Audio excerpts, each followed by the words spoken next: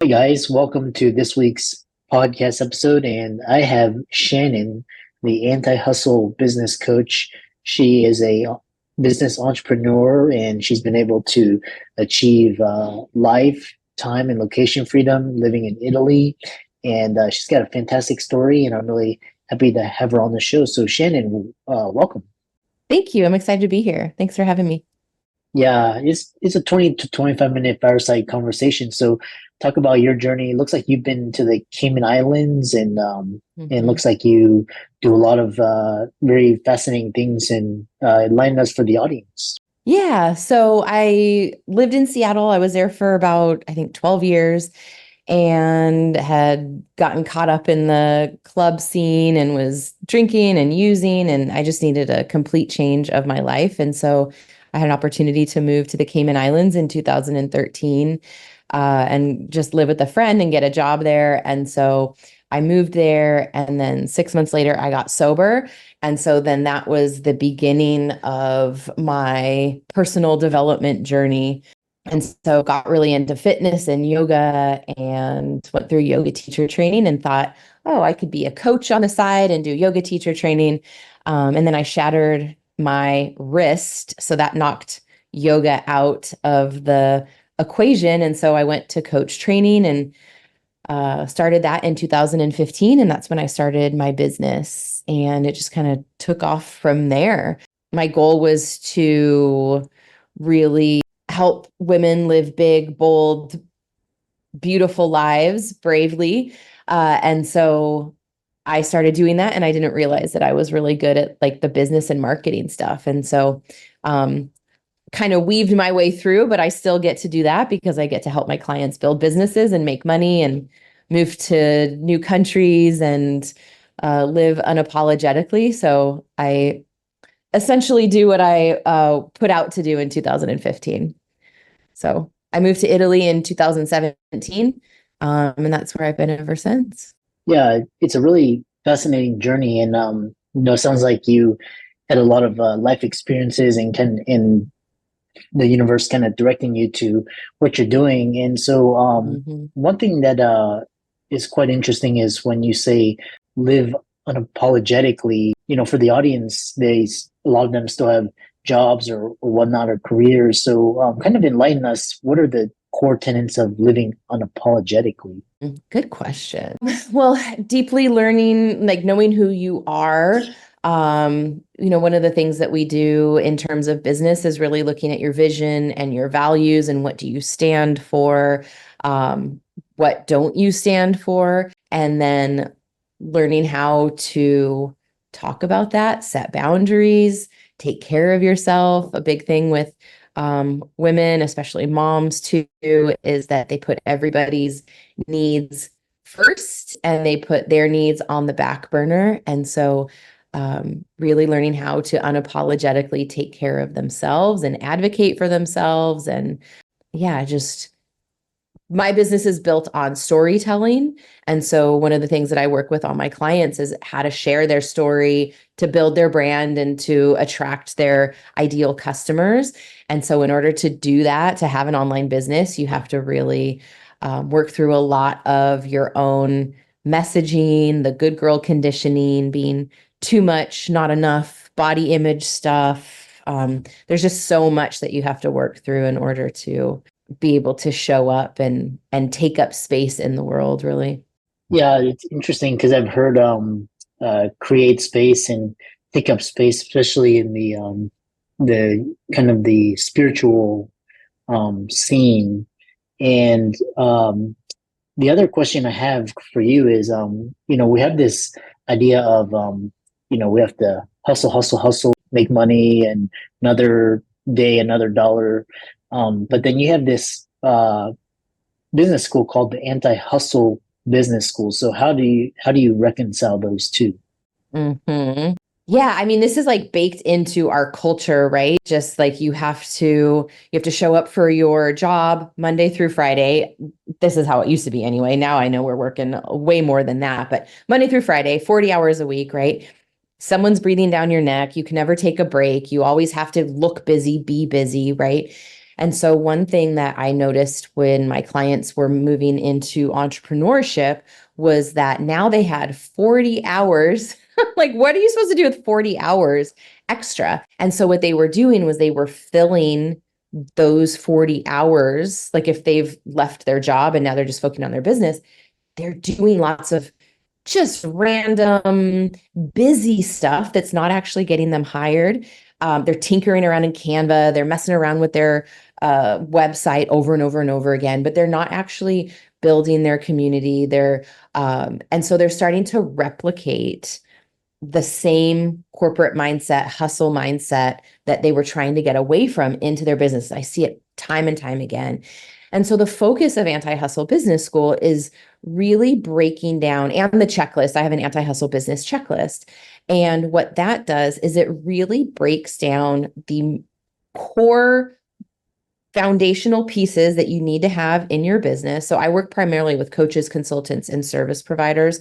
So I've worked with accountants, photographers, salon owners, therapists, right? And the main focus of Anti-Hustle Business School is to help them build a solid foundation. Some people even have to go back, like they've started their business, they've been hustling, and they're like, this is not working. So what to focus on. So teaching them how to create packages where they are charging for the package and the transformation, but not the hour, because that's how you get into hustle mode, where it's like, well, dollars for hours, and there's only so many hours in a day, right? How to launch, how to price things so that you're actually meeting your financial goals, but how to do it from a place of ease and pleasure and fun. Looking at your schedule, what do you want your business to look like? Because you get to make the rules, right? Like nobody has rules for us. And so that gets really overwhelming for a lot of people. And so what we focus on is how to just calm that overwhelm. Here are the must-haves. You must have a community. You must have a solid offer. You must have a way to get paid, right? And then the nice to have. So eventually you're going to need branding. Eventually you'll need a sales page. And eventually you'll need a website and stuff. People, I mean, marketers are marketers for a reason. And so they're marketing the things that they're getting kickbacks on, like websites and lead pages and all of that. And so the new entrepreneur, the new coach thinks, oh, I have to have all of these things, lots of money going out. And it's just not true. So I'm here to just shake all that up, give my clients the main things to focus on so that they can just go out and start making money and then worry about the website and all that other stuff later.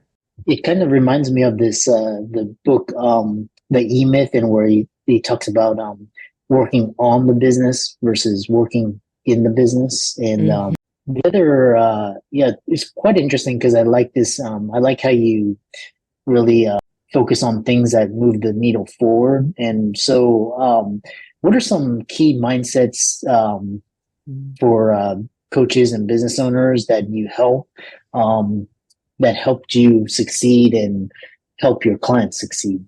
The first thing that comes to mind is that I get to have this, that it's not just something that other people get to do, that everybody else is getting hired, everybody else, because one thing that we all do is we start to really personalize the things, especially if you're building a business where like for coaches, if you are maybe like a divorce coach or a relationship coach, you're a coach for a reason, and it's because you've been through those things.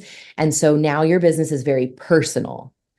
And so there's a lot of feelings that are involved versus having more of a strategy. And so we start to get in our feelings about, oh, everybody else gets to have this but me, or this is going to take forever, or so-and-so looks like they're doing really well, and, nobody likes me. So we have to really learn how to calm our nervous systems through somatic practices and tools.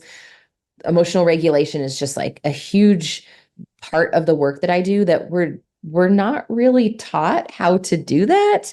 We're not given the tools of how to calm, like notice when you're activated, notice where's it coming in your body, like what are some practices that we can do to calm the activation. And so that's like a huge part of the work that I do, as well as building in the trust and safety. I trust myself. So I'm really big on journal practices and, journaling, um, and mindset work, but just really building in, I trust myself. I trust that I can handle this. I trust that I'm on the right path. I trust that if I can't figure it out, I can find somebody to help me. It's safe for me to show up online. It's safe for me to charge these higher prices. It's safe for me to sell on social media, because these are two huge, huge pieces that really derail a lot of people. And until you just really start to bake this into your body, not just writing it out like it's safe, right? When you were a kid and it's like, I will not talk in class. I will not talk in class.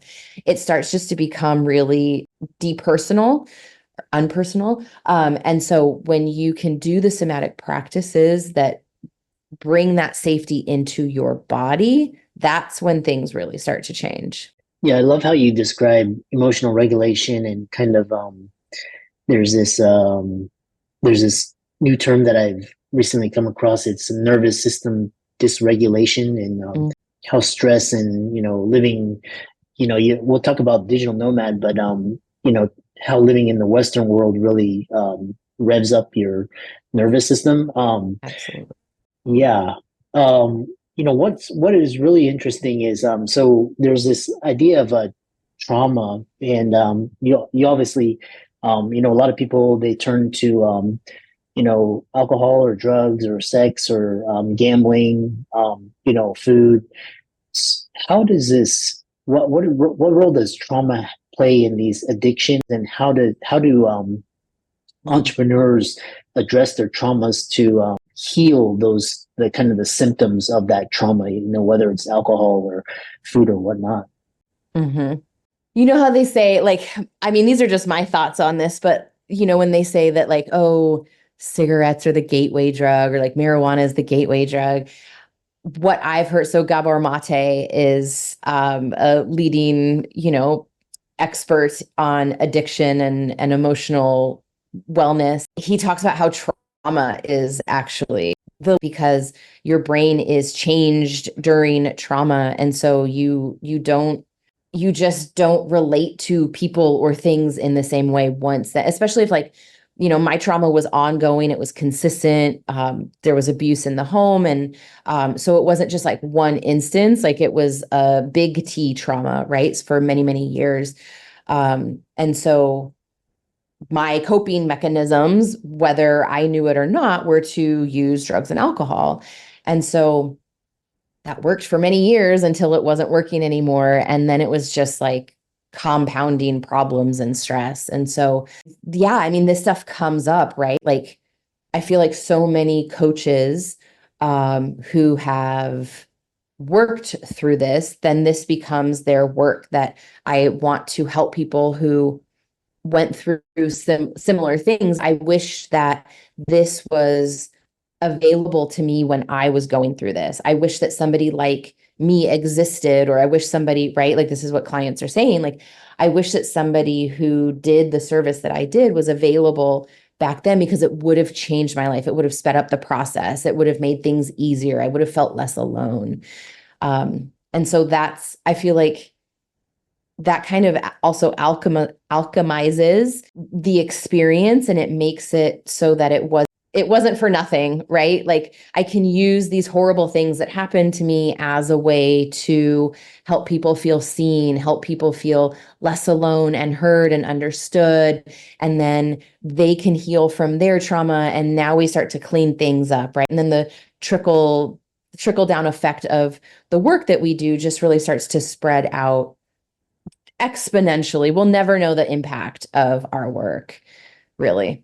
Yeah, that's really interesting, because we talk about coping mechanisms, and some of them they can cause a lot of problems in relationships or finances, your health. What Mhm. about like coping mechanisms against childhood trauma that, for example, like I have a client that she she grew up with nothing. So her coping mechanism was to make as much so that she can feel financially secure. And in a Mm, way that's good, but it's also what about like those behaviors, achievement and status and validation and these kind of things that, the dark side of that. What about those types of coping behaviors and hmm. mechanisms? Yeah, I mean, like something maybe similar was when I was getting sober. I didn't go through 12 steps. I didn't go through a program or anything. And so I needed to find something to keep me busy because I wasn't going out anymore. And I mean, the Cayman Islands is like a big party. Like if you think, oh, I'm going on vacation, I'm going to have drinks, like that was just basically your life. And so I had a lot of free time. And so that's when I got into fitness. And then it turned into I was obsessive about my macros. I was working out sometimes twice a day, like I was doing two a days, or I was doing, two yoga classes and a 3 hour lifting. So I took this negative thing that I was trying to get away from to this like really positive thing, right? And then made it negative. And then totally screwed myself up, screwed my metabolism up, right? And became obsessive. And I had the best body I've ever had, but my mental health was just trash. Like the reason behind it was trash. And Hmm. so then as the years went on, and now I'm back in the gym and I'm back in fitness, but then I had to completely rewire my relationship to fitness, to food, to macros, to counting all of that. And, we do what we have to do to cope and to get through the moments. And then sometimes if you're prone to addiction, you're probably going to overdo something. So, of course, I overdid exercise because I wasn't overdoing it at the bar.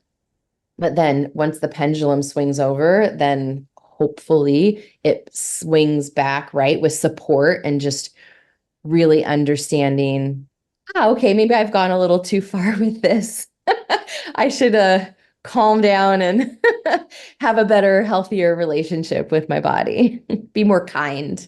Because it's both unkind, right? Like if you're putting substances, but then if you're like overworking and, injuring yourself, and that can also be unkind, allowing yourself to have certain foods or that. So, we want to be nicer to ourselves. Yeah, it kind of reminds me of the place where it's coming from. So you could have, for example, like I have clients.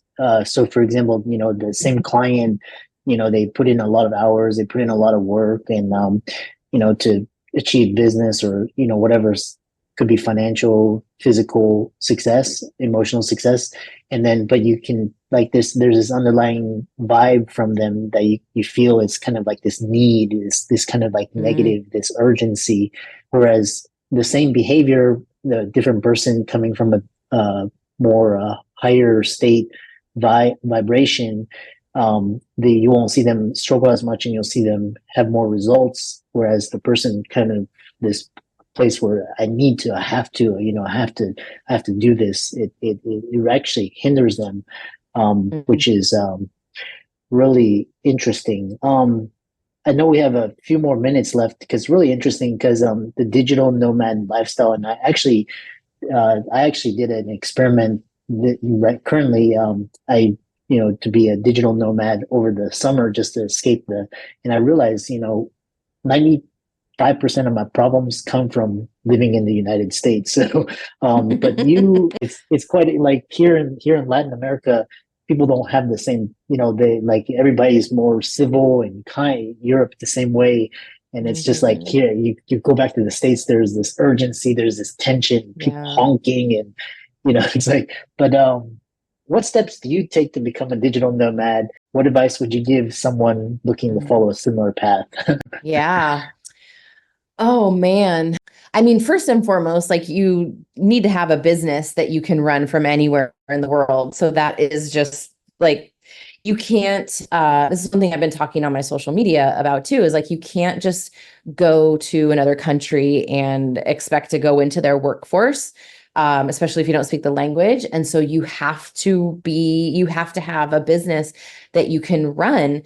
It takes time. That's like the biggest thing is people wildly overestimate how much time they need to build their business, because it's also a very much a personal development journey. So you're working through personal stuff, as well as trying to build your business, trying to build your niche, your brand, your authority, right? So bring it down a notch is first, like have a couple year plan, right?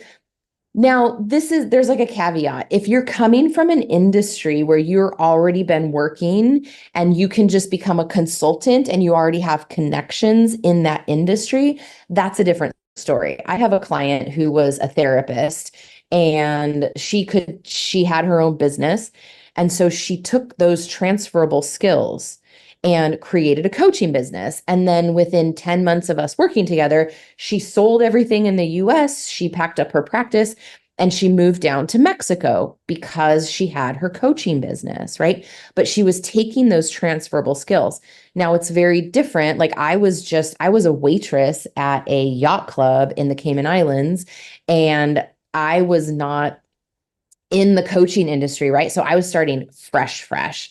So if you're starting fresh, then you really need to make sure that you're giving yourself enough time. You want to make sure that you have programs in place, that you have a business model that actually works, and that you have consistent reoccurring revenue. Because I've seen clients and people on the internet just freaking out because they didn't have the money coming in and they can't just go get a job at a coffee shop.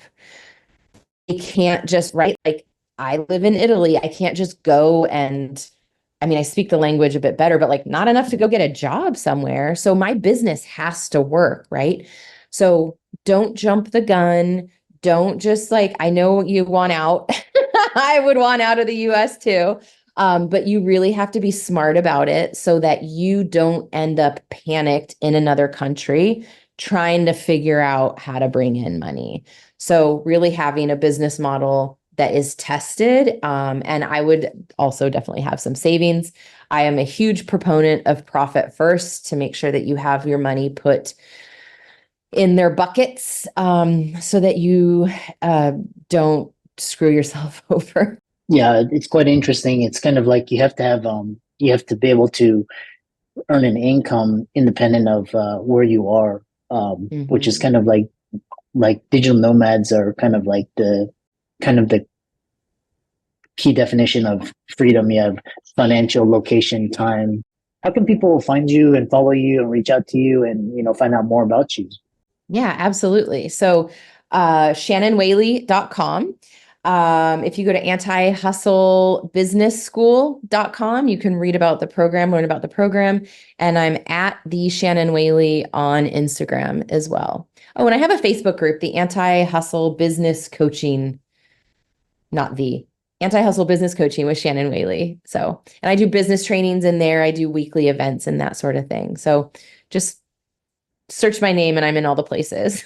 Yeah, great. And I really enjoyed talking with you. I know it's evening time for you, so end of the day. And I thank you for coming on. And for the audience, be sure to check out Shannon's socials, give them a like and follow, and be sure to reach out to her if you're interested in becoming a digital nomad or interested in coaching. And really interesting. And thanks so much for coming on.